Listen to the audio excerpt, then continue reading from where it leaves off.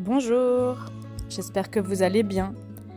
J'ai envie de vous parler de comment on peut faire équipe dans la relation et comment on se sent en fait être une bonne équipe.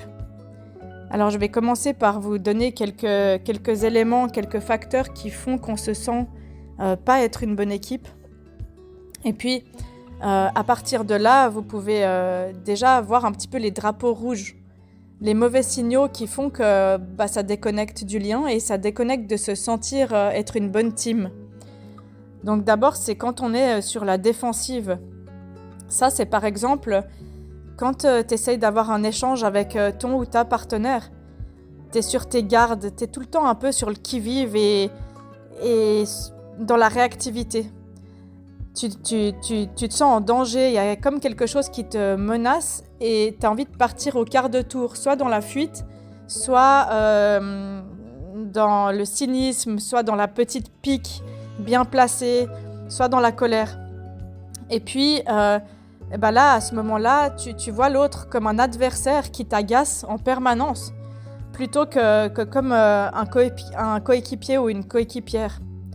Donc, ça, dans ce réflexe-là, c'est vraiment qu'on est coincé dans un cycle répétitif de conflits permanents, ou un cycle où on ne se sent pas compris, comprise, pas écouté, et du coup, on ne se sent pas vraiment exister, et tout ce que fait l'autre nous agace.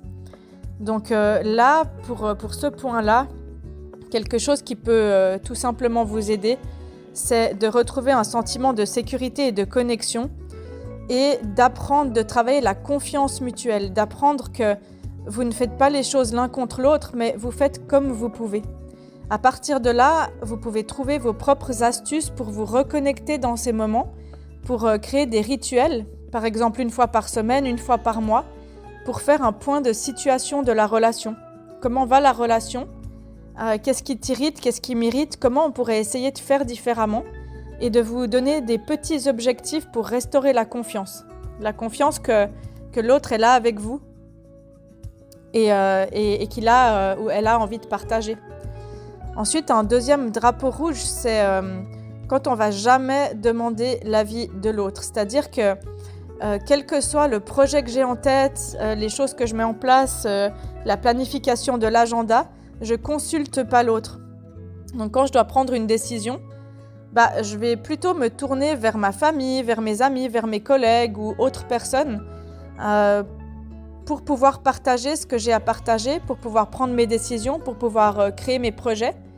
Et puis, je fais un peu passer toutes les autres personnes en priorité plutôt que de faire passer en priorité le partage avec l'autre.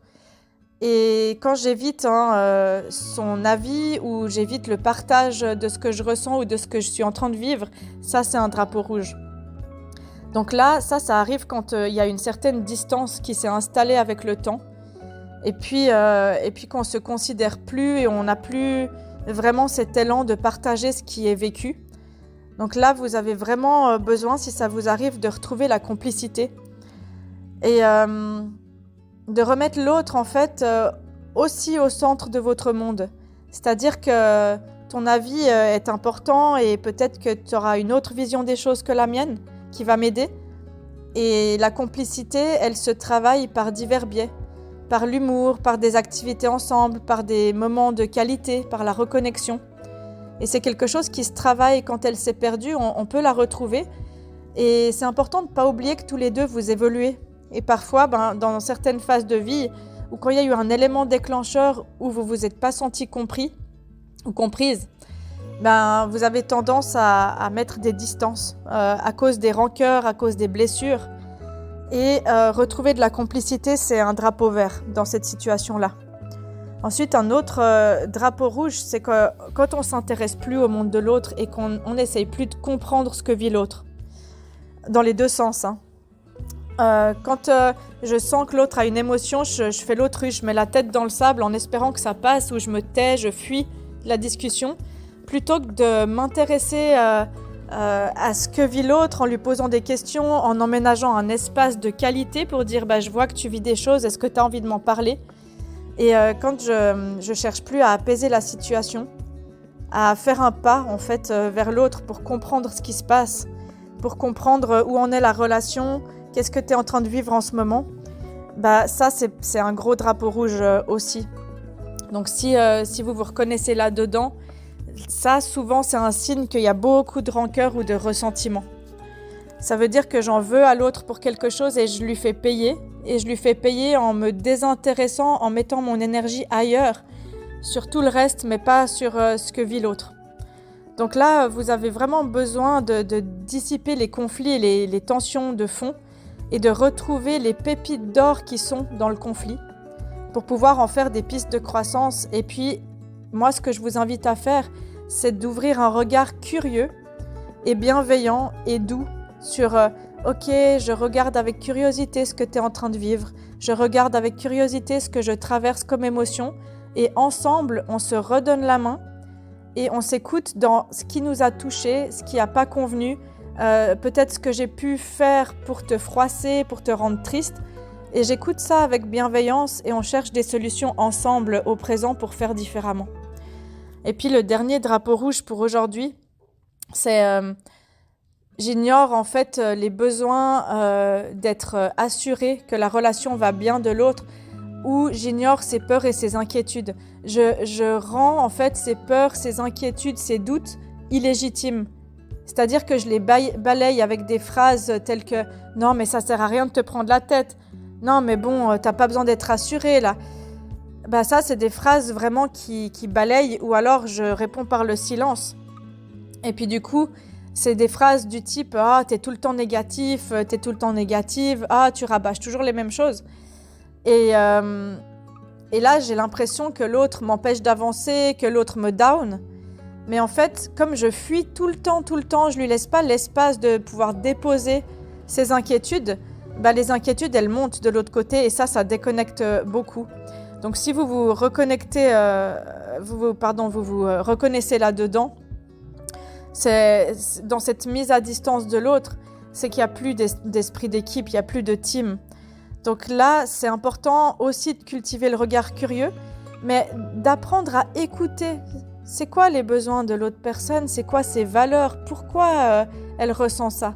Qu'est-ce qui lui fait peur? Et comment on peut trouver des astuces pour l'aider à dépasser ça? C'est quoi ses motivations en fait? Pourquoi elle fait les choses de cette manière? Ah bon, moi je ne les ferai pas comme ça, mais l'autre n'est pas moi. Et là, vous allez redécouvrir une richesse énorme dans vos différences, des richesses que vous pouvez apprendre à utiliser tous les deux pour en faire une grande force. Et ensuite, le dernier gros drapeau rouge qui va aussi avec celui-ci, c'est quand on est vraiment irrité, exaspéré en permanence. Dès que l'autre me parle, je lève les yeux au ciel, je fuis, je m'énerve, j'expire, je soupire, je minimise en fait ses paroles, ses dires ou son ressenti, ou je coupe court à la discussion. Ça, c'est vraiment le signal d'alerte final. Ça, c'est qu'il y a eu une distance qui s'est instaurée, une dégradation du respect mutuel. On n'admire plus l'autre, on s'apprécie plus, on n'arrive plus à cultiver un regard qui voit toutes les belles choses, les belles ressources en l'autre. Et je vois plus que ce qui m'énerve. Du coup, là, vous avez vraiment besoin, si ça arrive, de retrouver les qualités, de faire la liste de toutes les belles choses qui vous ont attiré chez l'autre, mais que l'autre a à l'intérieur. Et toutes ces ressources et remobiliser les raisons d'être ensemble, remobiliser la vision commune du couple, la vision commune de comment j'ai envie d'être aimée et comment j'ai envie de t'aimer, et toi comment tu as envie d'être aimé et comment tu as envie que je t'aime. Et là, on peut continuer à grandir et à avancer ensemble. Donc le point de départ de tout ça, c'est la communication, et c'est toujours un bon moment pour faire une bonne équipe dans un couple.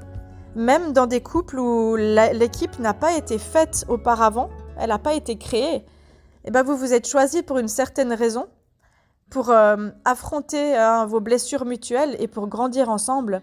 Et c'est possible vraiment de faire une belle équipe. Et je vous invite à essayer parce que c'est vraiment doux de pouvoir se sentir intime en complémentarité et de faire des différences d'opinion, de ressenti, une richesse. Alors, à vos belles équipes, n'hésitez pas à partager si ça vous plaît et moi je vous dis merci pour votre écoute, à tout bientôt.